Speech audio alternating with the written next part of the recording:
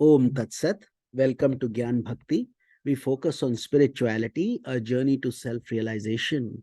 Please subscribe for the mystical meanings of the scriptures and daily satsang. Our humble prostrations to the all-pervading Brahman, our worshipful Guruji, Swami Jyotirmayananda ji Maharaj, all sages and scriptures, and to the divinity in each of you.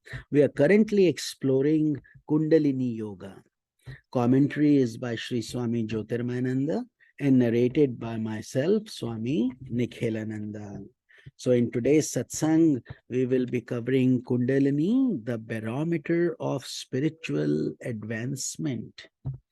Each time a chakra is opened, the mind is elevated.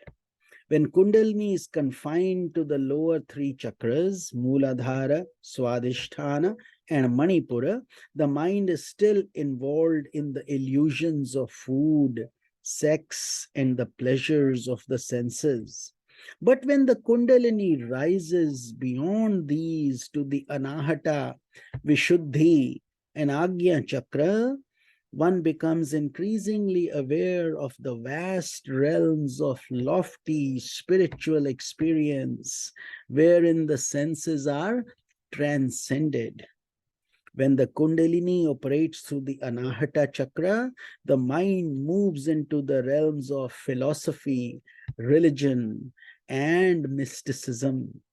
The aspirant then yearns to experience the higher forms of joy that are incomprehensible to those who are confined to the base senses.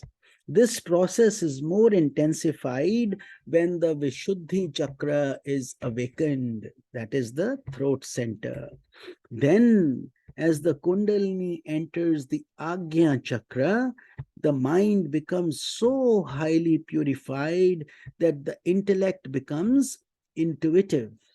One then develops an insight into the fact that they are not a limited personality, a limited individual, but a reflection of the absolute self in the mirror of the mind. Gradually, the Kundalini rises to the Sahasrara chakra at the crown of the head. This is the highest function of Kundalini, and the aspirant develops a mystic detachment from the mind itself and begins to dissolve into the absolute self. It is here that ignorance is destroyed. The soul recovers its essential nature, and the drama of the world process terminates.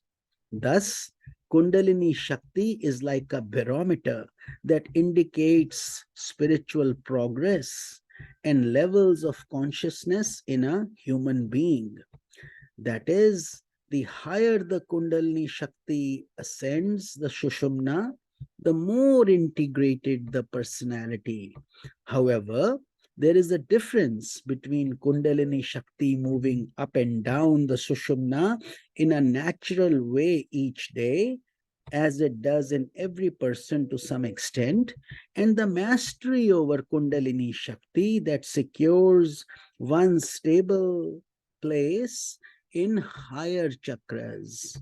In general, in people who have not taken up Kundalini Yoga intensively or followed other mystic paths, Kundalini continues to rise and fall according to the fructification of karma, bringing about different mental moods. For example, when moods arise in which the world of sense pleasure becomes insignificant, Kundalini is exerting its influence on Anahata, Vishuddhi, or Agya Chakra. On the other hand, there are moods when the mind is highly distracted and focuses itself on the pleasures of the senses. At these times, the Kundalini is influencing the lower chakras. Hari Om Tat Sat. We will continue this journey tomorrow, and we will be almost concluding the scripture in a day or two. This is Swami Nikhilananda. Hari Om Tat Sat.